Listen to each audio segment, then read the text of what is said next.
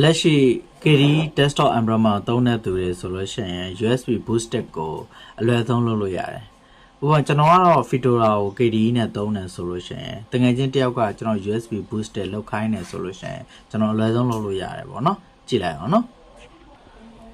။ဒါဆိုလို့ရှိရင်ဒါ Fedora ရဲ့ဒီ logo လေးပေါ့နော်။ဒီကောင်လေးကိုကျွန်တော်တို့က window key လေးကိုနှိပ်လိုက်ပေါ့နော်။ဒါ step button လေး။အဲ့ဒီမှာကျွန်တော်တို့ system ဆိုတာရှိတယ်ဒီမှာ system လေး။အဲ့ဒီ system လေးကိုနှိပ်ပြီးတော့ဒီမှာကြည့်လို့ရတယ်ပေါ့နော်အဲဒီမှာ ISO image writer ဆိုတာလည်းရှိတယ်ပေါ့နော်နောက်ထပ်တစ်ခုဒီမှာ USB flasher ဆိုတာလည်းရှိတယ်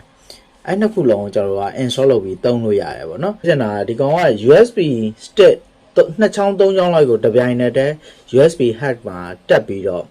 ဟိုတစ်ခါတည်းနှစ်ချောင်းသုံးချောင်းတပြိုင်နက်တည်း boosted လုပ်လို့ရတယ်ပေါ့နော်ဒီကောင်လေးကအဲ့တော့ဒီအောင်မသုံးကြဘူးဆိုလို့ရှိရင်လည်းမသုံးနဲ့ပေါ့နော် default ပါတဲ့ကောင်လေးကိုကျွန်တော်တို့ကသုံးလို့ရတယ်ဒီမှာဆိုရင် system နဲ့ဝင်လိုက်မယ်နော်အဲ့မှာဆိုလို့ရှိရင်ကျွန်တော်တို့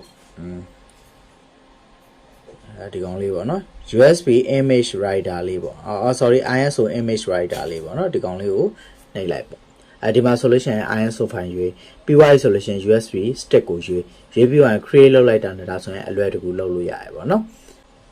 စမ်းလို့ကြည့်ပါအဆင်ပြေကြမယ်လို့မျှော်လင့်ပါတယ်အဆင်ပြေပါစေဗျအားလုံးကျေးဇူးတင်ပါတယ်